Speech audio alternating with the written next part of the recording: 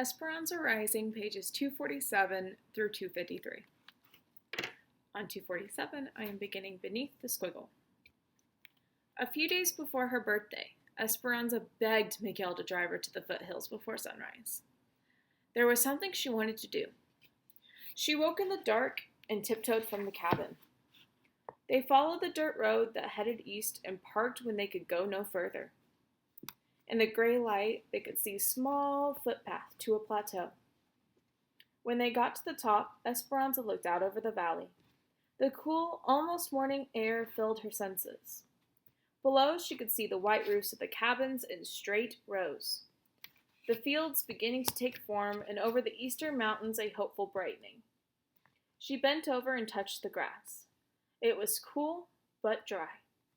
She lay down on her stomach and patted the ground next to her.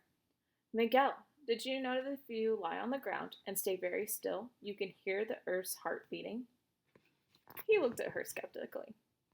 She patted the ground again. Then he lay down as she was, facing her. Will this happen soon, Esperanza? Agotate tantillo y la fruta carrera en tu mano. Wait a little while, and the fruit will fall into your hand. He smiled and nodded. They were still. She watched Miguel watching her, and then she felt it, beginning softly, a gentle thumping, repeating itself. Then stronger. She heard it too. Shoop, shoop, shoop. The earth's heartbeat, just like she had felt it that day with Papa. Miguel smiled, and she knew that he felt it too. The sun peeked over the rim of a distant ridge, bursting the dawn onto the waiting fields. She felt its warmth washing over her and turned on her back and faced the sky, staring into the clouds now tinged with pink and orange. As the sun rose, Esperanza began to feel as if she rose with it, floating again like that day on the mountain when she first arrived in the valley. She closed her eyes, and this time she did not careen out of control. Instead, she glided above the earth, unafraid.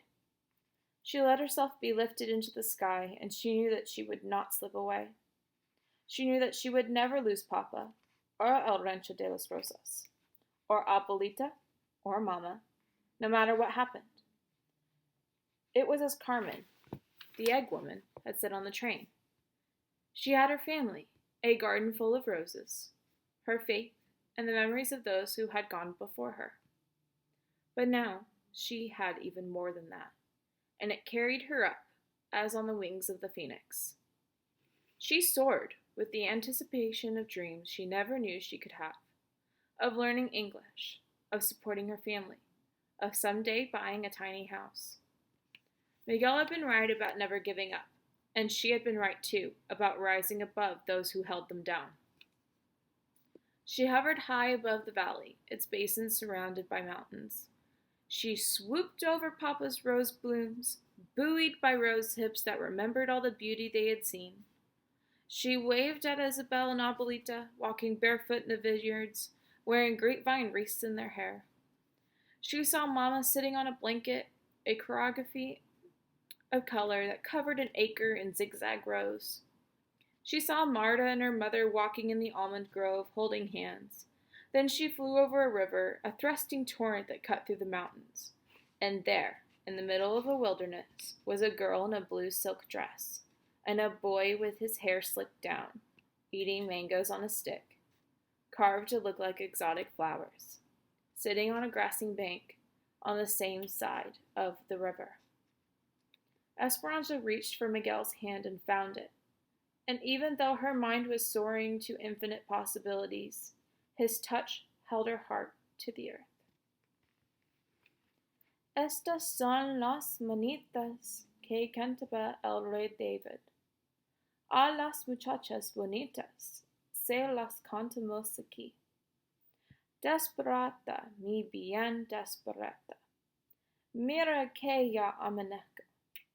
Ya los perritos cantan, la luna ya se metió. These are the morning songs which King David used to sing. To all the pretty girls we sing them here to you. Awake, my beloved, awake. See, it is already dawn. The birds are already singing. The moon has already gone. On the morning of her birthday, Esperanza heard the voices coming from outside her window. She could pick out Miguel's, Alfonso's, and Juan's. She sat up in bed and listened, and smiled. Esperanza lifted the curtain. Isabel came over to her bed and looked out with her, clutching her doll. They both blew kisses to the men who sang the birthday song. Then Esperanza waved them inside, not to open gifts, but because she could already smell coffee coming from the kitchen.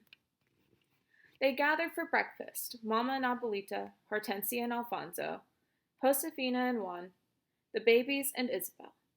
Irene and Melina came too, with their family, and Miguel. It wasn't exactly like the birthdays of her past, but it would still be a celebration, under the mulberry and the chinaberry trees, with newborn rosebuds from Papa's garden.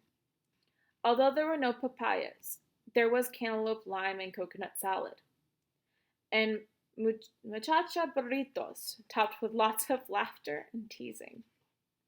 At the end of the meal, Josefina brought out a flan de almendras, Esperanza's favorite, and they sang the birthday song to her again. Isabel sat next to Abuelita at the wooden table.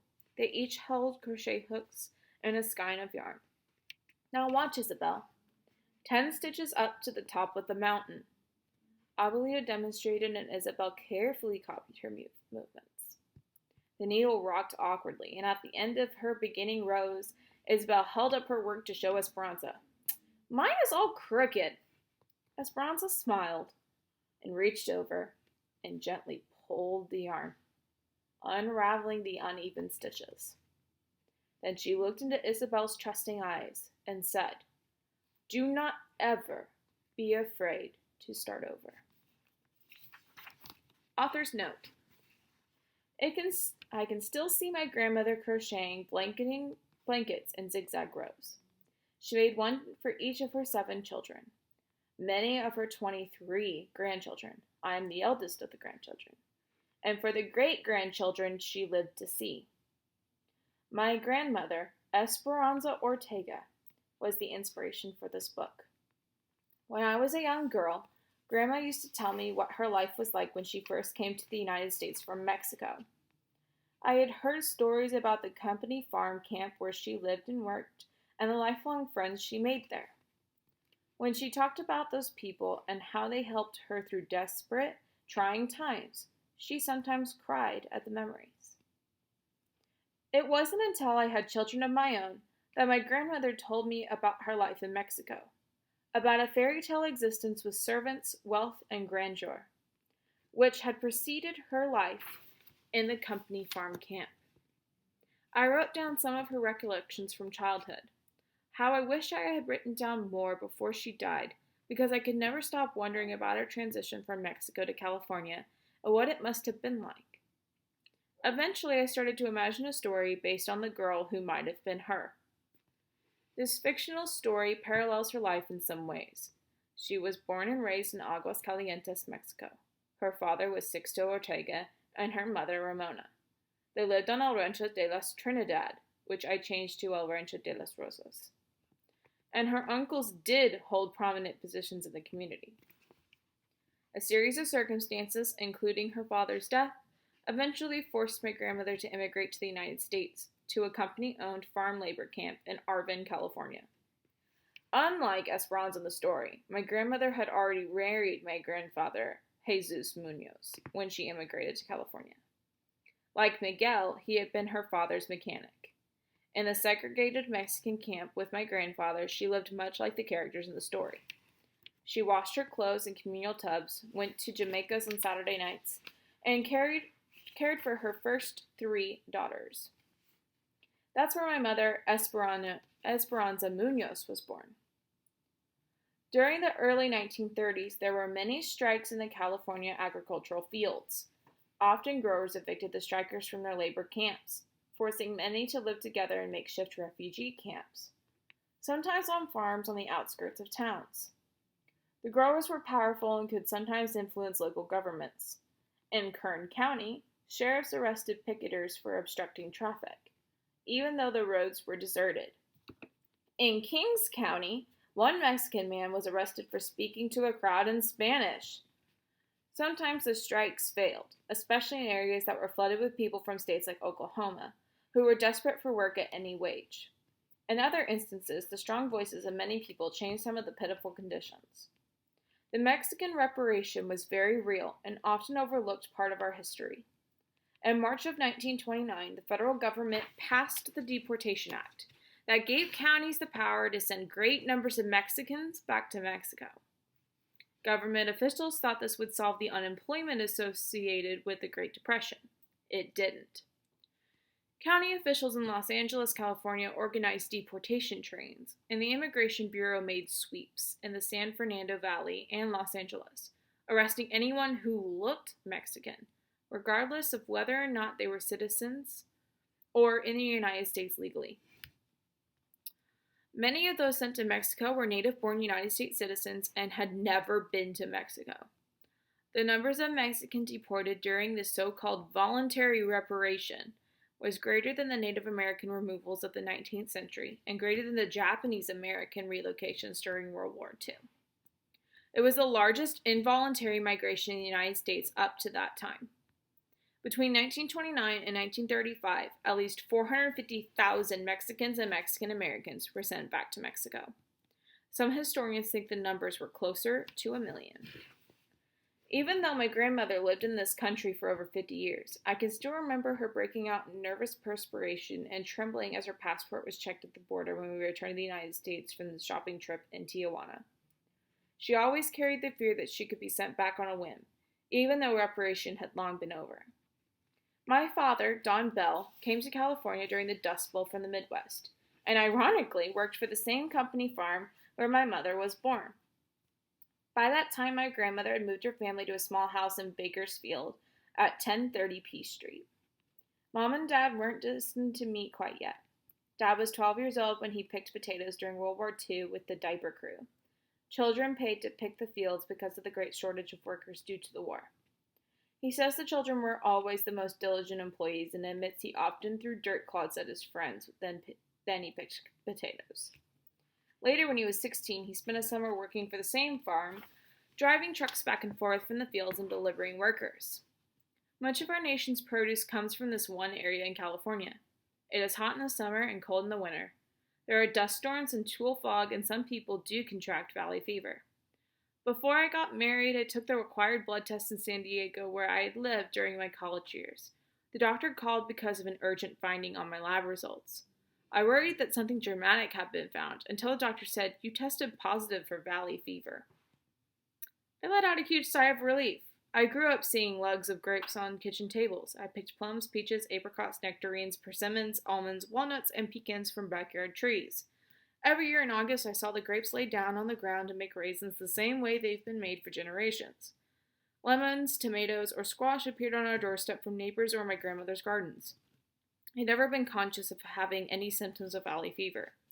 The only fever I recollected was my burning affection for my beginnings and belongings. Of course I tested positive, I said to the doctor. I grew up in the San Joaquin Valley. I knew that I had been naturally immunized to the actual disease by merely living there, from the air I had breathed growing up.